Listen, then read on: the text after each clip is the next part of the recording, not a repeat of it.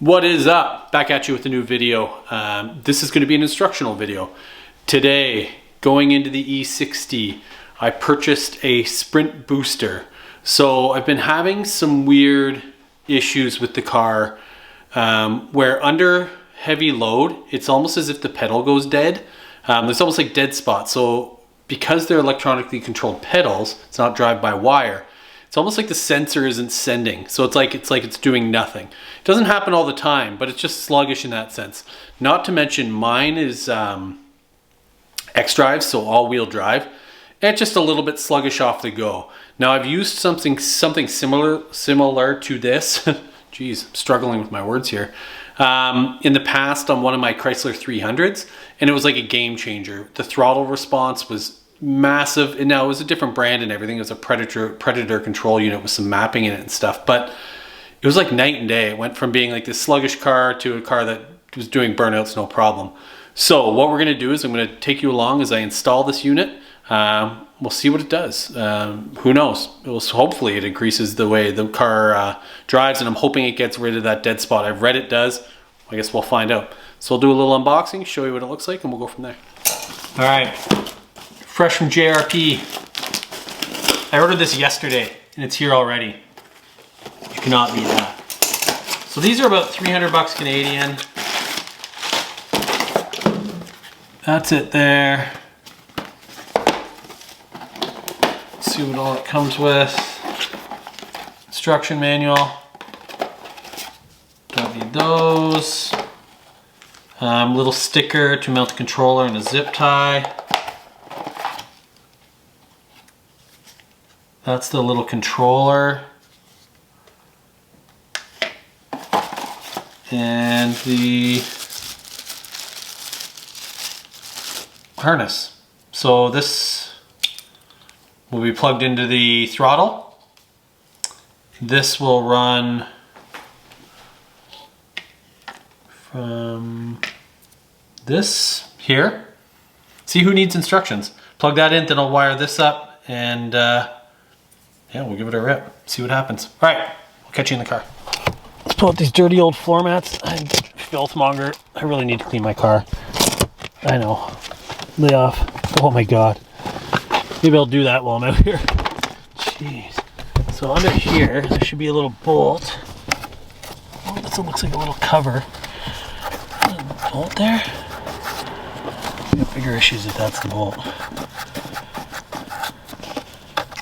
A cover of some form. I don't know if this cover comes off. Alright, let me do some digging. Alright, so after a quick little cleaning, there's a little cover that was on this that had to be popped off. Can't really see that. So I was able to pop it off. I just used a trusty old knife, and so now we're going to use an Allen key to try to pull this out.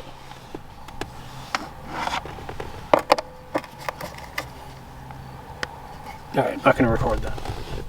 So, all that you have to do is literally slide this up and away, and then the cable's mounted here. As you can see here, it just has two prongs. You have to pinch on the side and pull it out. This guy's a little chewed up from sitting on that bracket there. So I'm going to wrap that to, I don't know, that's not a good thing. Always something, you know?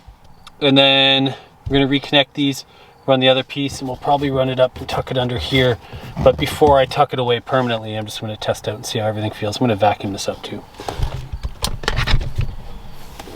Alright, so did a little cleanup. It's not great. It's ready for a detail anyways. So I threw a little electrical tape around the existing harness here. It must have been, it was kind of rubbing here, so I just don't like the way that was kind of sitting. So now we will plug in the supplied,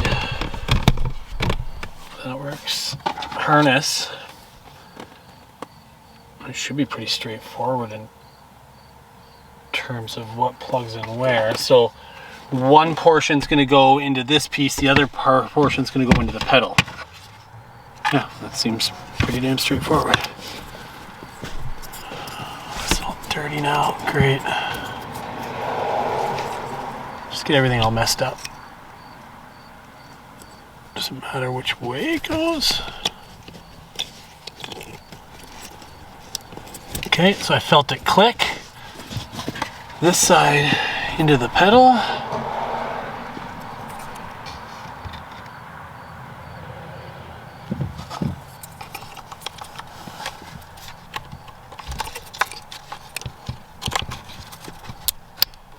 It is engaged, and then we need access to that port to install this little bad boy. Okay. So this little guy goes in here.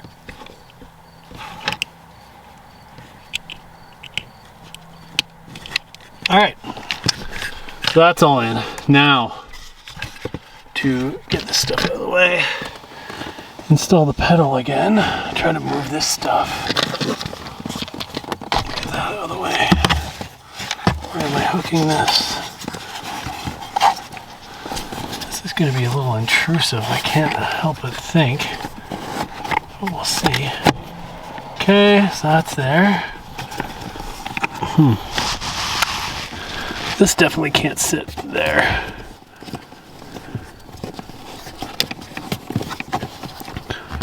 Tuck it up like that. That should suffice. Nice and out of the way. Throw our trusty Torx in there. Snug it up. So this is using a, looks like a Torx 30.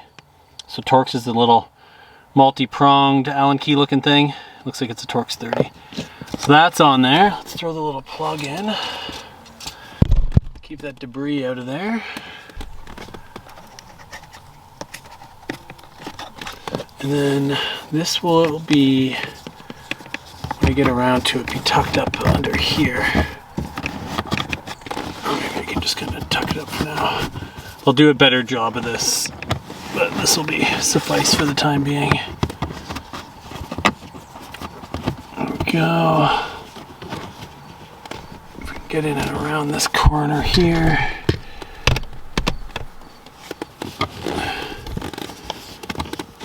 I'll loosen this all off and try this to do a better job. So this is the little controller unit here. I'm gonna pop this guy out. And then this, once we establish where we're gonna put it, will probably be positioned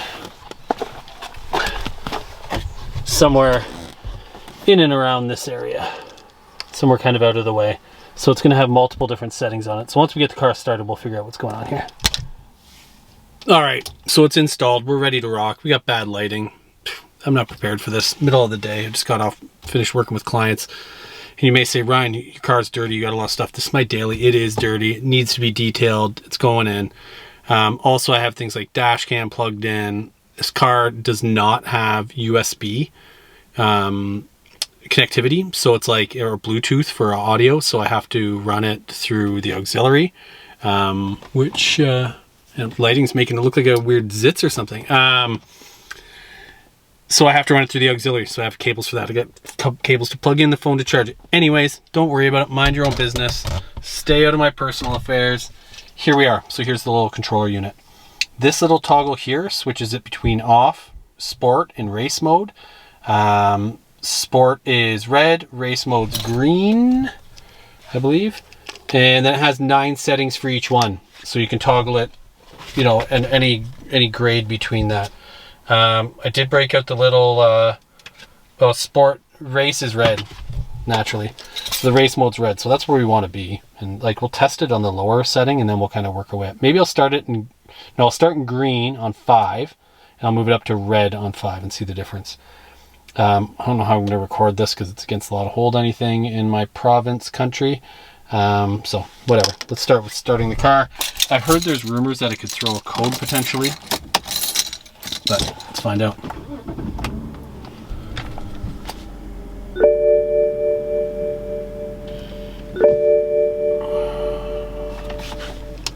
So we're in green in 1.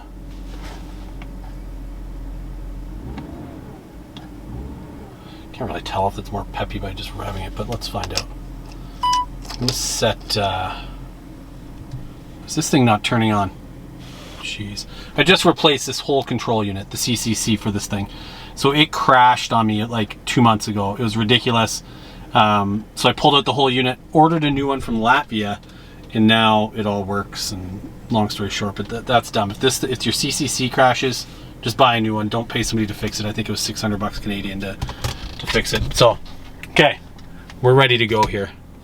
I'm gonna set the camera kind of, I don't know what I'm gonna do. Let's do this.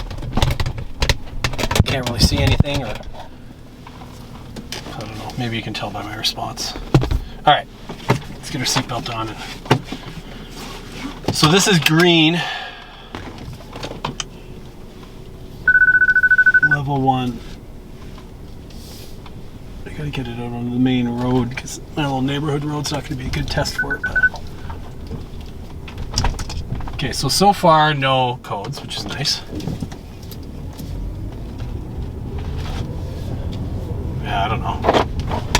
Feel any different? I don't know. What are these people up to? Don't worry about it, people. Mind your business. Alright, we're gonna hang a left here. See what's going on. I would say that that's a difference.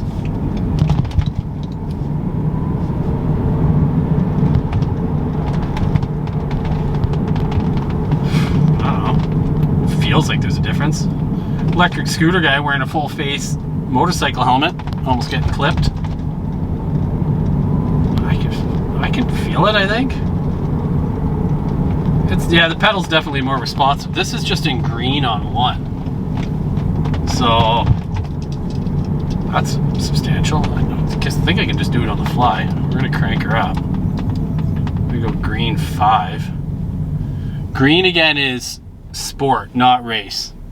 So, and I don't have it in manual or sport mode on the shifter. So my automatic comes with sport mode. Sport mode is much more responsive. It actually has a first gear in it, where the regular drivetrain, it doesn't use first gear. Oh, that's way more responsive. It also revs much higher when it's in sport mode. The transmission does. We got stoplight action here. We're cranking it. We're going level 5. Level 5, red, race. We are not street racing.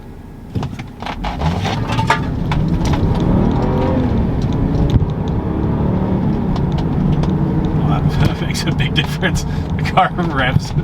It's revving out the car though. Like, there's no real reason that the RPMs should be climbing. Maybe it's because of the amount of throttle it's giving, that it's making it want to shift at a higher point, but it shouldn't be shifting at 5,000 RPMs traditionally. That's more the way it responds when it's actually in sport mode. But it's got way more power when it does that. Like, it jumps way more. No question of that. Sport mode in the transmission plus level 5 race mode. It's just gonna squeal the tires, clean off this car. It's gonna burn them off. Or not. We're just gonna be stuck with more red lights. Oh yeah, the whole car moves. It makes a definitive difference. So to give you, for peace of mind, I have a water container and the jug in the back. And it's moving the whole water jug as I accelerate. And that's like a full water jug. So the sport mode plus this thing, definitive difference. Now, if this wasn't all-wheel drive, for sure you'd spin tires for sure, I think. Especially if it was manual too. But this is kind of what my 300 felt like when I had it.